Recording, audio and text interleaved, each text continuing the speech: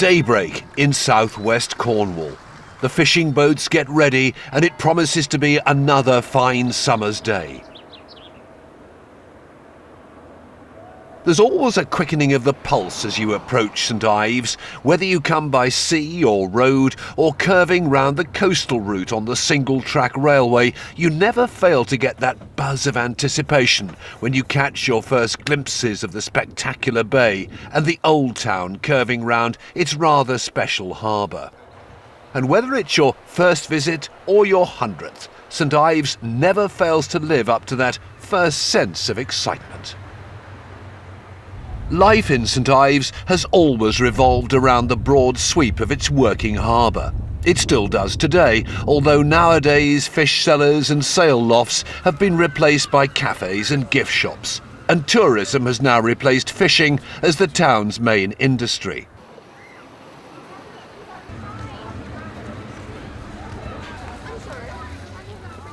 The huge fishing fleet is now greatly reduced, replaced by a flotilla of pleasure boats offering trips around the bay. The trip along the coast to Seal Island is a steady favourite. Anybody else for the seals? Seal Island trip at 4. Anybody else for Seal Island? Anybody else for the seals? Seal Island trip at 4. Anybody else for Seal Island? Or you can try your hand with a fishing line.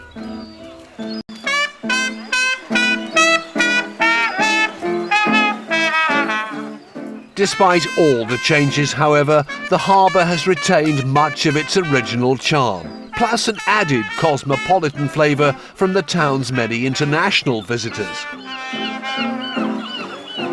You better sit right there, start writing that letter, and make believe it came from me. You better write words so sweet.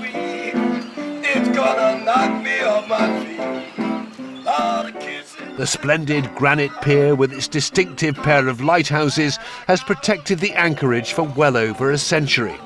But Wharf Road is a comparatively recent addition to the harbour. Originally, the beach ran right up to the waterside buildings, which was better for landing fish and drawing up boats. And the last reminders of those earlier times are the fishermen's lodges on the edge of the beach. The present road has developed quite a continental atmosphere, as holidaymakers promenade or stop off at the waterfront cafes.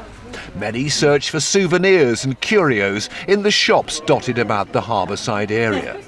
But the most popular St Ives pastime of all seems to be just taking in the view.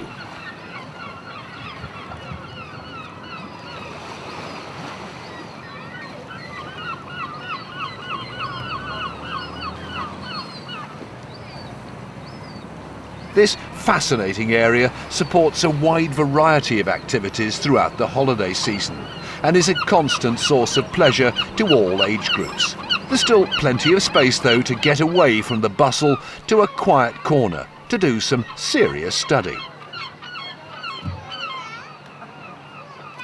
Or you might prefer to remember old times, have a yarn with old friends, or just generally play around. Though, whatever your pleasure, it probably does help to see where you're going. A labyrinth of twisting streets and alleyways, just a cart's breadth wide in many places, radiates out on all sides of the harbour. These are a source of constant pleasure to visitors, and often quite a puzzle too, because whichever way you turn, you always seem to end up at a beach. The streets have changed remarkably little over the years, although they are no doubt much cleaner and prettier now, and the old street names are still there to charm and intrigue us.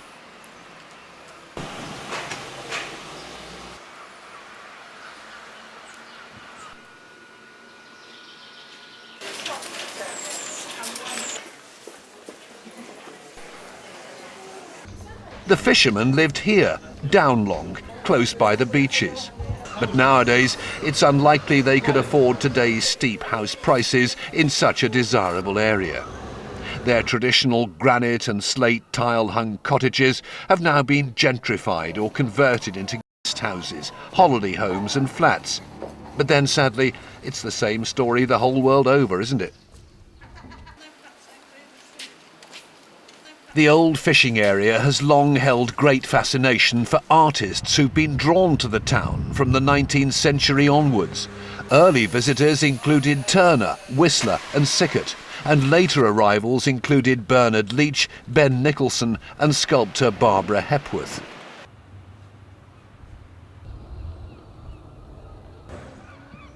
Many cottages were taken as studios and small galleries. This is still very much the case today. Indeed, there can be few small seaside towns anywhere that can boast so many galleries within such a small area. The Penwith Society of Arts was formed by a group of major artists working around St Ives in 1960. The Society's present gallery was opened shortly afterwards in an old pilchard works in Back Road West, and for much of that time the day-to-day operation of the gallery has been in the care of curator Kathleen Watkins. The gallery holds 4 members' exhibitions annually and, prior to the arrival of the Tate, was the major venue for the modern art movement in southwest England. St Ives' own celebrated primitive painter Alfred Wallace lived at number 3 Back Road West, while the old sail lofts on Porthmeor Road have recently been converted into purpose-made artist studios.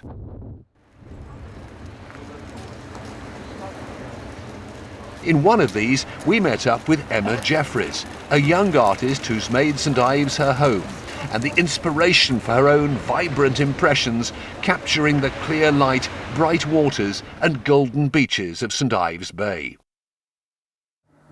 Emma's about halfway through a group of paintings which will be on show in the town in a couple of months' time.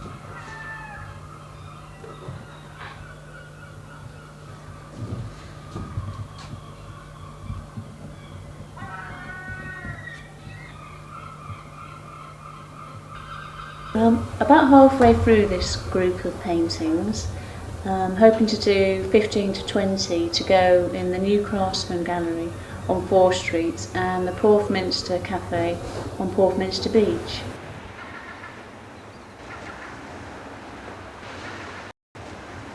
I originally came to St Ives while I was studying at the Royal College of Art and made a number of painting trips here, and eventually decided to move here and try and paint full time.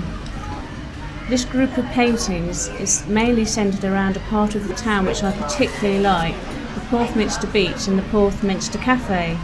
I do a lot of my work in this area because I'm especially interested in the changes in colour and light from summer to winter.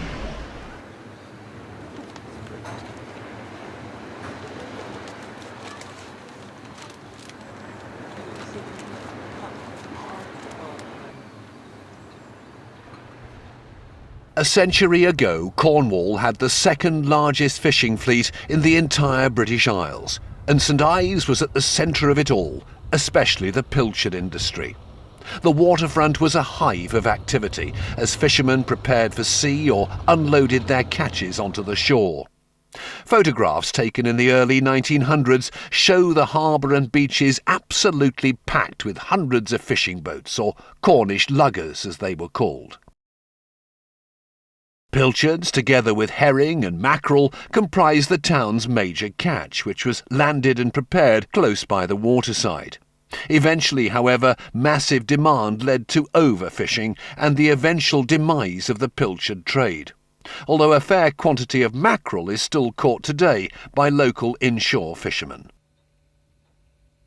St Ives, like every other Cornish fishing port, had its own fish cellars and processing works, but these are now long gone, along with the pilchards.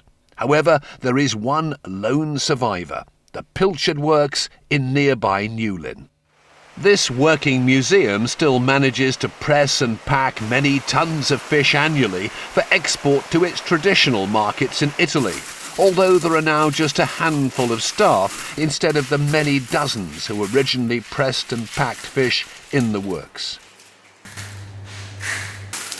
Prior to pressing, the fish were originally salted in huge fish cellars like this, which held over 100 tons of fish at a time. Nowadays we use more convenient salting trays, although the fish are still pressed in the old screw presses and packed into wooden boxes and casks prior to export to the work's traditional Italian customers.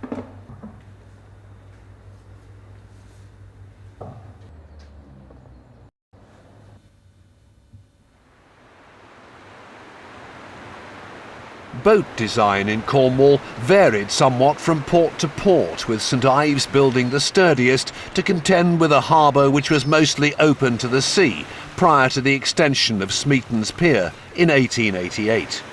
Typically double-ended to cope with crowded berths, many of these craft would have come from William Painter's yard on the present Woolworth site. St Ives boats were full-bodied with massive stems and stern posts built to withstand the pounding of the tides on the exposed north coast and sit upright on the beach without the need for supporting legs. Their rugged design made them excellent open sea boats, and for such small craft these luggers made some astonishing voyages across the world's oceans. Just one original St Ives lugger survives, the Barnabas, built in 1881 and now owned by the Maritime Trust in Falmouth. However, in the early 1990s, Norman Leahy built an exact replica inshore lugger, the Dolly Pentreath. Norman Leahy traces his family tree in Cornwall back over many centuries, the family moving to the town at the beginning of the last century. 2 generations. My great-grandfather sailed from Portleven to St Ives on a trading schooner and then retired here and had a horse and cart business hauling coal and everything from the quays up the while. So my grandmother is a Pentreath whose great-great-grandmother was Dolly Pentreath, reputed to be the last person in Cornwall to speak Cornish as a language, from Mousehole. Built about 7 years ago now. It's a replica of 100 years ago, a boat called the Cadrevi, which we've got the plans from the British Science Museum. The Dolly Pentreath has become the centrepiece of today's harbour scene and has starred in a number of films and television programmes. During the holiday season, she's very popular with visitors, taking pleasure trips along the coast to view the scenery and get a close-up view of the seals on Seal Island. It's quite remarkable to think that in the 19th century, boats similar to the 45-foot-long Dolly once sailed across the Atlantic to Argentina. And imagine being aboard for that epic journey across the southern oceans to Australia. And a boat like this in 1853, more or less we're a replica of it, sailed to Australia with 7 people on board, I think. So she's got 3 firsts. Not my boat, the boat called the Mystery. Most of the stuff in actual fact is in the Cornwall Museum, the main museum in Truro, which is the log is in there, the barometer's in there. I think there's other stuff with relations that are still in Newlyn, the captain's ring and all sorts. Lovely story. The name lugger derives from the lug rig, part square rigger and part fore and aft sailboat. Some historians believe this type of rig was derived from the ships built by the early Phoenician merchants who visited Cornwall trading for tin. Others contend it originated with the French, who, as we shall see, built some fairly hefty boats of their own. Just a few luggers remain from the vast fleets that once worked the Cornish waters, and every couple of years many of these lovingly restored boats gather together on the south coast for the Cornish Lugger Association Regatta.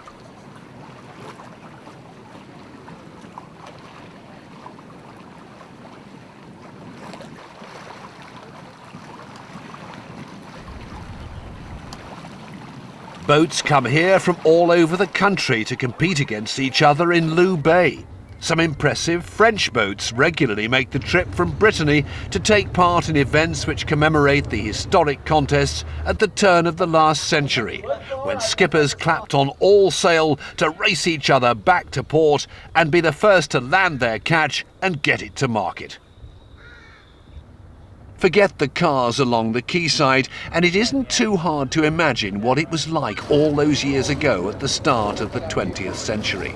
Though no doubt it was a lot dirtier and also much smellier then. The Dolly Pentreath was sailed at the regatta by Norman's sons, Mike and Nigel, while Norman sailed the historic St Ives built ketch, Duke Herons. It is important today to go more fast. It was perfect sailing weather, and the boats made a splendid sight as the fleet of around 40 former fishing luggers of all sizes and sail colours battled it out around the bay, sometimes reaching speeds of well over 10 knots. Alan Darlington, skipper of the support boat Sunlit Water, had an amusing tale to tell about his father, who also spent his working life on Cornish boats. Apparently, he used to tell visitors that the main reason for the high winds nowadays is that there are no longer the large numbers of big sailing boats about to use it all up. Think about it. Is it this direction? Tu veux plus la grande voile ou c'est bon? Yes, straight up, roughly. Is this the start line? Do we cross the You start just line? cross the skyline, yes? Yes, you're now in the race. Norman, don't help them, they know what they're doing, they're trying to psych us out, they're trying to pretend they don't know anything about it. The races were keenly fought, and despite her size, the big three-masted French boat La Conquelaise was finally beaten on handicap by the historic lugger Guide Me. The Dolly performed well, but being built to the much heavier specifications needed by luggers working out of harbours on the exposed North Cornish coast, she was eventually no match for the lighter, speedier Loo boats. During World War II, 2 bombs fell on the town, one hitting the Leach pottery at the top of the Stenock, while the other destroyed the gasworks by Porthmere Beach. Both were rebuilt, but by the 1980s the gasworks was redundant and was eventually demolished to make way for the new Tate St Ives Art Gallery. The splendid new gallery stands above the popular surfing beach, making a perfect backdrop to the sands and waves. Completed in 1993, the architects Evans and Shalev have a long-standing association with the town. So it's not surprising this imposing building, with its echoes of the former cylindrical gas holder, fits so well into its surroundings. The interior spaces too are full of surprises, as constant changes of scale and level combine with glimpses of the town and sea to echo the twists and turns of the nearby old fishing quarter. And how apt that in a town renowned for the quality of its colour and light, the first exhibit is the gorgeous Patrick Heron window. The gallery's main purpose is to present 20th century art in the context of West Cornwall. At its heart is the body of work for which the town is best known internationally, the modernist art produced in St Ives, or by artists associated with the town and surrounding area from the 1920s onwards. These exhibits are augmented by regular exhibitions of associated work and new works by younger artists. The first of the modernists to arrive in St Ives was probably Ben Nicholson, and he's credited with the discovery of naive artist Alfred Wallace when returning from the beach one day. Although now internationally renowned, in his time the reclusive Wallace was probably a figure of some derision locally, only sought out by the small band of artists who admired and encouraged him. Formerly a fisherman, then a rag and bone man, Wallace was short of stature, possibly deaf, and so it appears not too easy to get on with.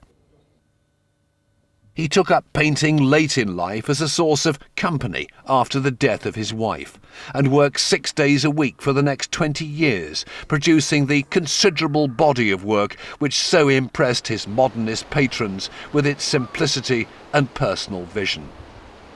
On his death in 1942 at the age of 87, he was buried in the cemetery close to the present Tate building, his grave clad in tile decoration produced by Bernard Leach. Brian Pearce carries on the Wallace tradition of very personal impressions of the town with his acutely observed paintings of local scenes and delightful still lives. Born and brought up in St Ives, he still has his studio in Back Road West, close by Wallace's old home, and still exhibits regularly at the Penwith Gallery.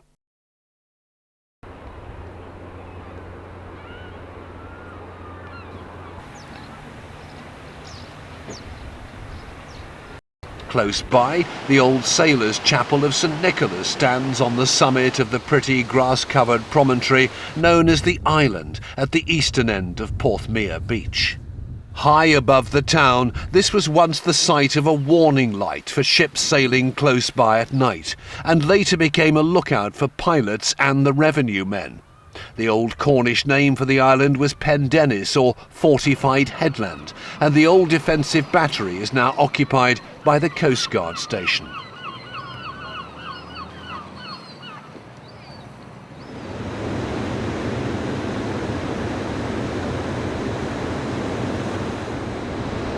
Below the island, Porthmeor Beach is a major surfing venue, popular throughout the year with both beginners and experts alike. International surfers like Hugo Pulley practice off the beach daily in all weathers to keep up to top competition standard.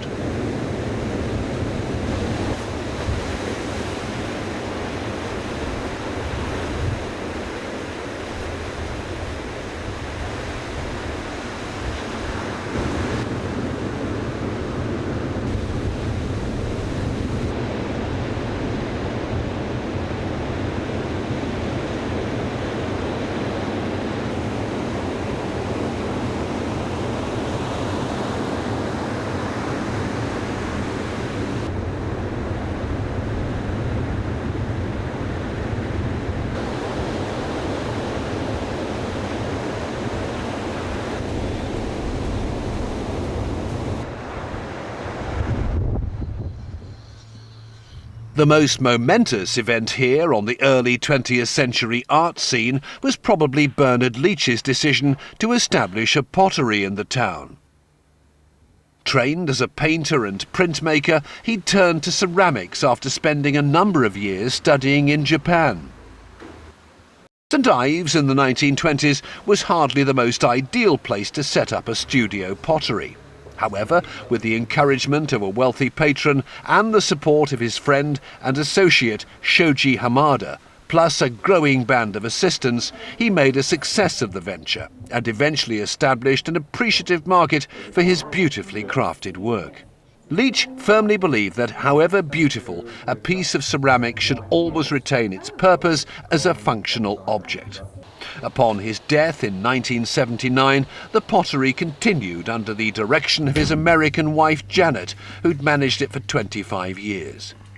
She shared production with ex-apprentice Trevor Corser, she making her highly individual, more sculptural pieces, while he followed more closely the stoneware forms favoured by the master.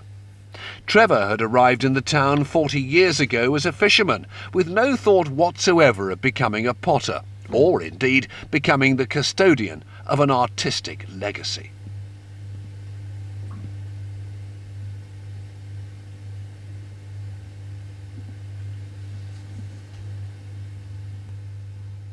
When Janet died, the future was uncertain, but the pottery has now been re-established with Trevor very much back at the wheel, producing a steady output of functional pieces for sale in the shop, together with displays of all three potters' work, plus a selection given by successful former apprentices. Historically, the fishermen lived down long, close by the harbour in the old part of town, and the tin miners lived uplong, further up the hill. The boat owners, businessmen and professional classes lived in the large houses well above the town. Here they could enjoy the splendid vistas across the roofs and beaches, but were well away from the noise and smells of the busy harbour. These properties have now been mostly converted into hotels and holiday apartments, becoming regular holiday destinations for the many international visitors who are drawn to the town and return to St Ives year after year.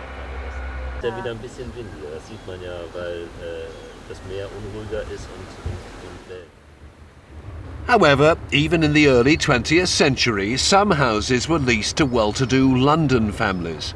Talland House, the summer home of Virginia Woolf's family, featured strongly in her early life and novels, and this window offers the same splendid view over Porthminster Beach to Godrevy Island and the lighthouse as it did many years ago.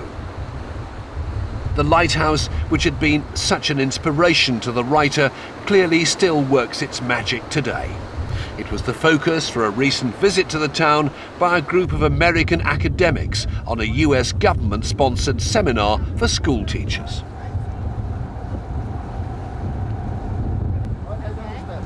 The group was led by Professor Catherine Hill Miller of Long Island University, and the visit was funded by the National Endowment for Humanities to visit England and study the work of Virginia Woolf. The 15 seminar members are senior literature and history teachers from across the United States, who came together to examine the writer's work close to its source, with the aim of reinvigorating both teaching and literary scholarship on their subsequent return to the classroom.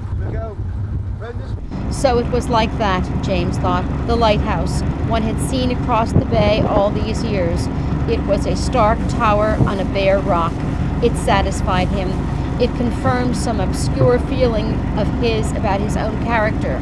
He looked at his father reading fiercely with his legs curled tight. They shared that knowledge. We are driving before a gale. We must sink, he began, saying to himself, half aloud, exactly as his father said it. The waters of St Ives Bay were pretty lively, but not too uncomfortable, and clearly the group was thrilled to have had the chance to experience the author's words at first hand, close by her beloved lighthouse. It's time to return to harbour. They're a little windswept, but I don't imagine the group will have had many study trips as pleasurable as this one. It certainly beats working in the classroom, doesn't it? Oh, that was good. Well done. Thank you. Great boat, dude. Oh, incredible.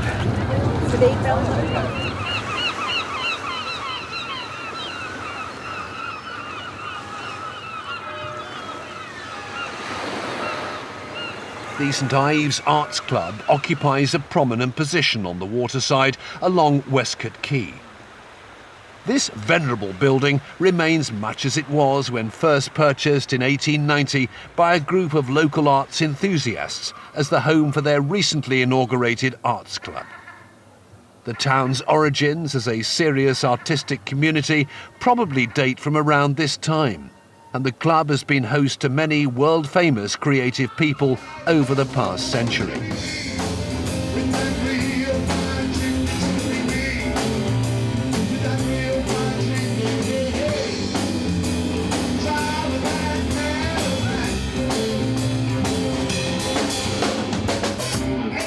Jimmy, and I felt okay, at least until I passed this fine cafe. When I saw a guy in a breathing state, while the waiters stood there feeding him, I screamed, it should be me. With that real wine chick, it should be me. With that real wine chick, hey, hey, hey. Driving that Cadillac. All right. Painter and blues musician Michael Quirk has made his own individual contribution to the creative life of the town during the half-dozen years since he first came down from London, and was active in curating the club's recent exhibition of work by leading artists in the area. And what I'm trying to create in this painting is a late evening. The actual original sketches and colour sketches that I did for this, because I work in series. This would probably be about number 12 in the series now. Was a very, very grey, wintry November afternoon. I first came to St Ives about 4.5 years ago. What attracted me to St Ives obviously was it was an art community. And myself being a professional artist, I wanted to see what was happening here, and I then decided to try and settle here. I was lucky enough to find this gallery vacant and the premises above it, and Julie moved in. I was seen as a bit of an oddity because there was an artist coming to St Ives. and painting street scenes of London. So that was all seen as a bit odd, but now of course things are different and they understand what I'm trying to create. There is a feel here in St Ives. There's a certain feel about the area. It's very hard to put your finger on it, but it makes you want to work. I think the main attraction in coming to St Ives obviously was the art. The music side of things is very good here as well. When I first came 4 years ago, it was really all starting to happen. And of course I'm heavily involved in music and I love music, so I wanted to try and develop that side of things being here as well. So we reformed our blues band, and thank God it's very, very successful now. But there's all sorts of music here: jazz, blues, folk music. Hey everybody, tell all the folks out there, maybe you're all back, well, ain't got a care. You're gonna I ain't no more feet.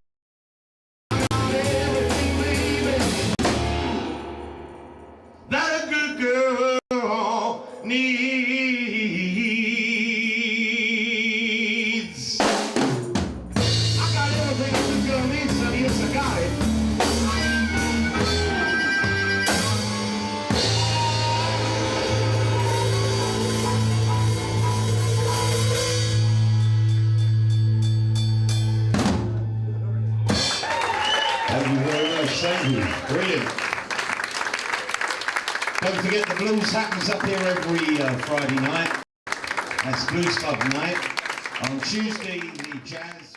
Now, despite whatever he may say to the contrary, like the rest of us, Michael can't quite resist the magic of the sea, as this sparkling pastel beach scene proves.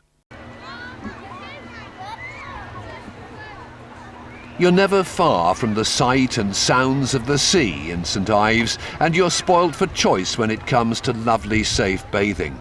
Indeed, with 4 quite different ones to choose from, the town boasts some of the finest holiday beaches in Europe. Each sandy bay has its own particular character, attracting its own loyal bands of regular users.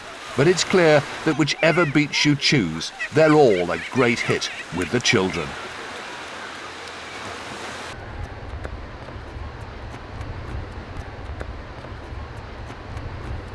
Golden crescents of sand and deep blue sea, all set in beautiful surroundings, make it the ideal resort for families looking for a traditional seaside holiday. Indeed, with its glorious palette of colour and light, it could have been taken straight out of the Med. Evidently, this is a commonly held view. Setting standards which other seaside resorts would like to emulate, St Ives, along with Mounts Bay, has been selected as one of only 2 bays in the entire United Kingdom to be included in the prestigious Most Beautiful Bays in the World Club. And to cap it all, the town was also recently presented with the prestigious International Travellers Award as the best seaside resort in the United Kingdom. Now that's quite a record, isn't it?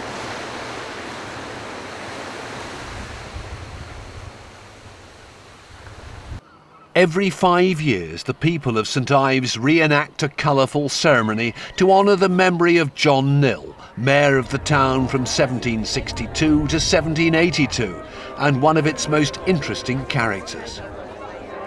The main celebration takes place at the Knill Steeple, a striking 3-sided obelisk standing high on Morvis Hill at the far side of the town. The monument is visible for miles around, and it's said that when he built it, Nill intended this to be his mausoleum, although he was eventually buried elsewhere. The story goes that while Nill was officially the local collector of customs, he worked hand in glove with the local free traders and intended the obelisk to be a landmark for his partner's boats engaged in the smuggling business. In his will, he left a handsome bequest to the town with instructions that on the 25th of July, 10 young girls, the daughters of seamen or miners, and all under 10 years of age, sing a hymn and dance around the monument in his memory. As well as the girls, the procession includes a fiddler, 2 elderly widows, the vicar, the collector of customs, the mayor, and mace bearers. Although the bequest is no longer of great financial value, this fine local tradition has been lovingly honoured at 5-year intervals since the very first in 1801.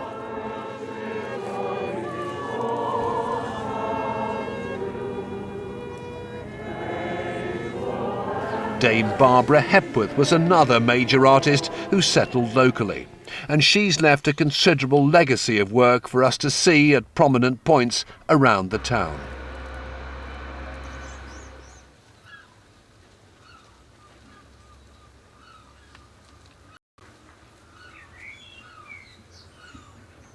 She married Ben Nicholson in the 1930s, a partnership which was clearly fuelled by their mutual dedication to abstract art. And it was no doubt this that led to her eventual love affair with the town. Hepworth studied in Leeds, London and Rome, and ranks alongside her friend Henry Moore as one of the great sculptors of the 20th century. They both strive towards the modernist goal of truth in materials, working within a vocabulary of pure, simplified forms to achieve the impressive objects we see here today. She bequeathed her house and studio on Barnoon Hill to the town, and many of her best pieces are on permanent display in this delightful garden setting, where sculpture and nature blend together in such happy unison.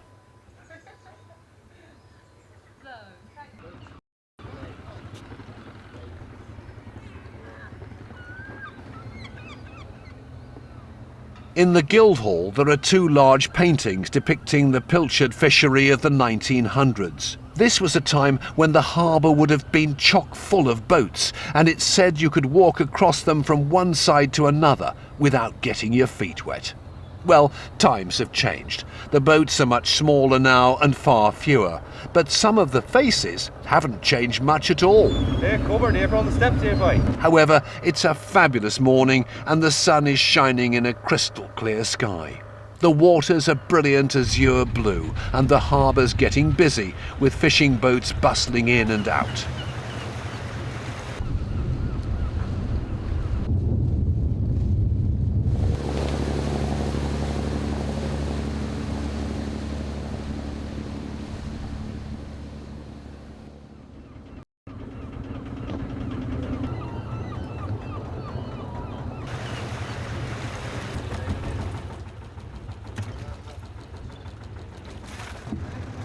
There have been some decent catches of mackerel today and everyone's feeling pretty good. If only it was always like this. We'd all want to be fishermen. On reflection, it's a tough business, always has been, and it's much harder nowadays, with men working twice as hard to get half the returns. But they keep going out because the sea is in their blood, and Cornishmen are eternal optimists.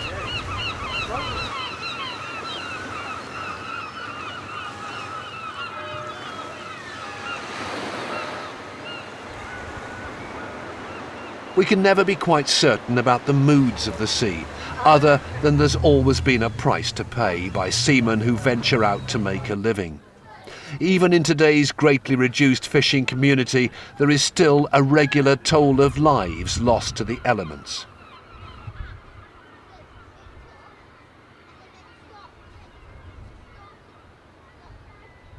For well over a century, the volunteer crews of the Royal National Lifeboat Institution have given their time and risked their lives to help seamen and sailors in trouble, in all weathers and at all times of the day or night.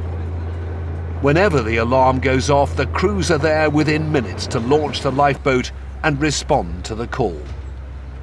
Since 1840, the St Ives lifeboat has been a source of great local pride, with an unrivalled record of service and sacrifice and over 1,000 lives saved by the town's lifeboat men. In 1994, a handsome new granite station was built at the end of the West Pier, funded entirely by a generous bequest in the will of Mrs. Eugenie Boucher.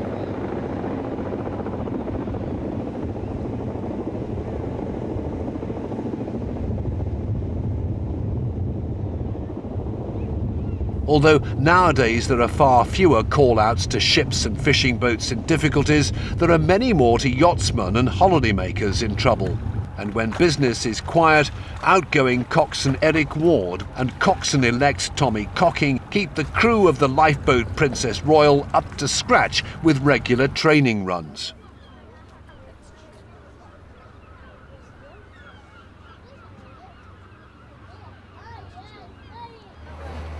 Tommy Cocking is following in a great family tradition. His father and great-grandfather were both St Ives coxswains before him. Tragically, his great-grandfather lost his life in the terrible disaster of the 23rd of January 1939, when 7 crewmen perished as they ventured out in a force 10 gale to help a stricken vessel. 5 of those pictured here were in that ill-fated crew, including coxswain Tommy Cocking, his son, and also his son-in-law.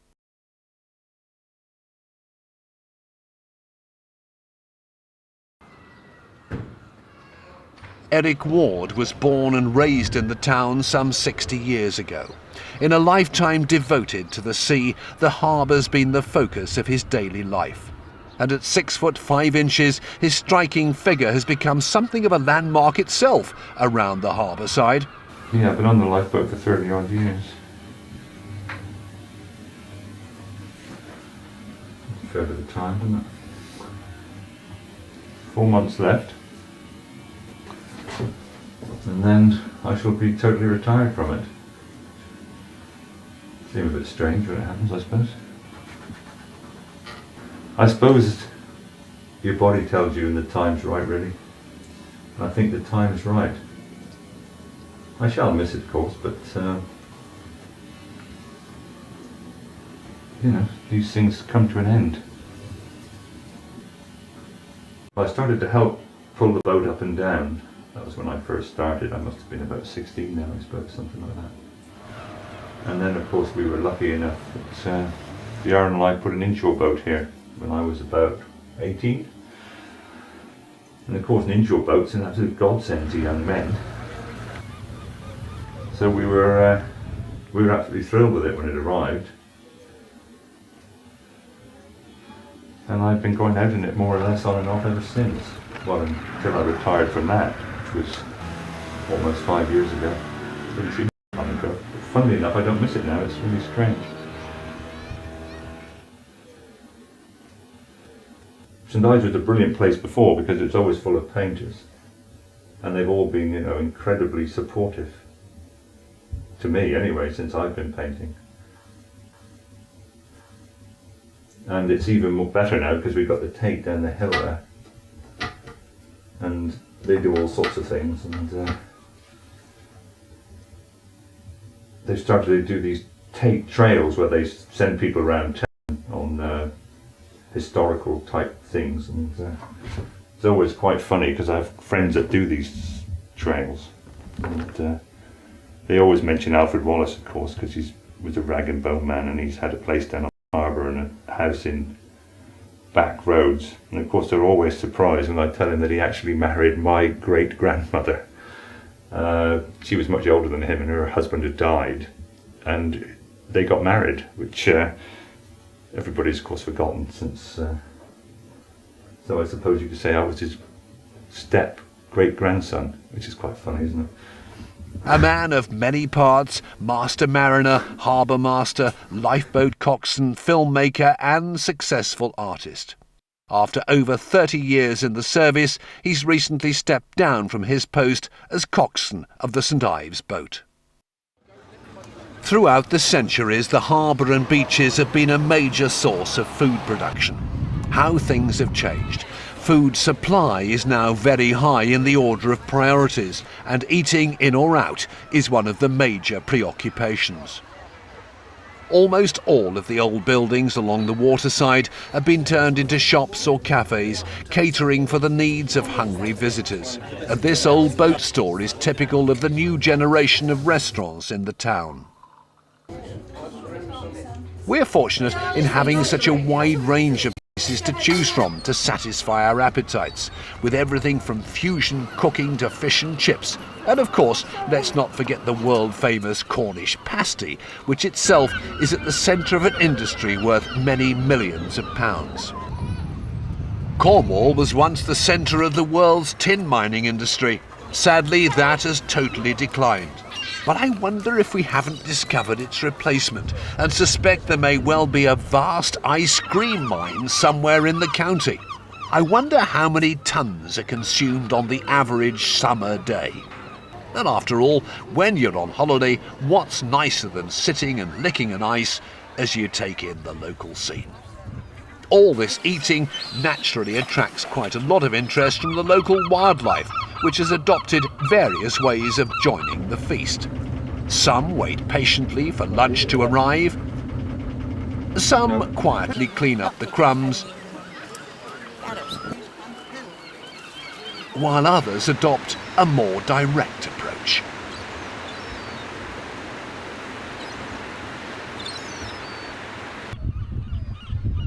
For centuries, the seagulls were welcome garbage collectors about the harbourside. Their descendants are no longer welcome, but still have high hopes and have had to adopt some cunning strategies.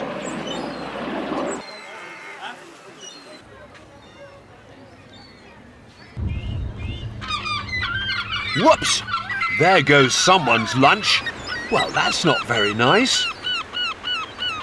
Brave lad, though. It'll take more than a sneaky seagull to upset him.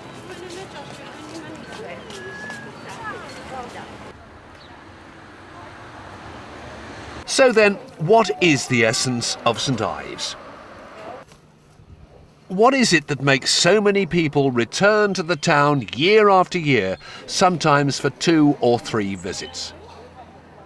This year, the town was once again the national winner of the Britain in Bloom contest, and they do take a pride in their flowers in this part of the world.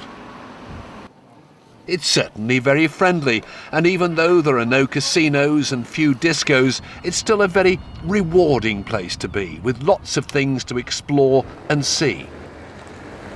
And seeing is believing. There's always so much to take in.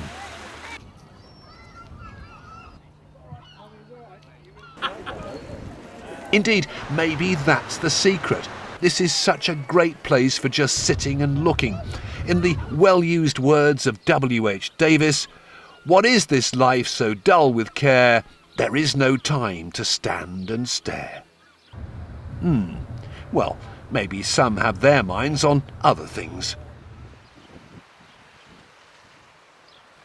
You can happily spend the whole day here, just sitting or standing, watching the world go by, and never tire of the constantly changing scene.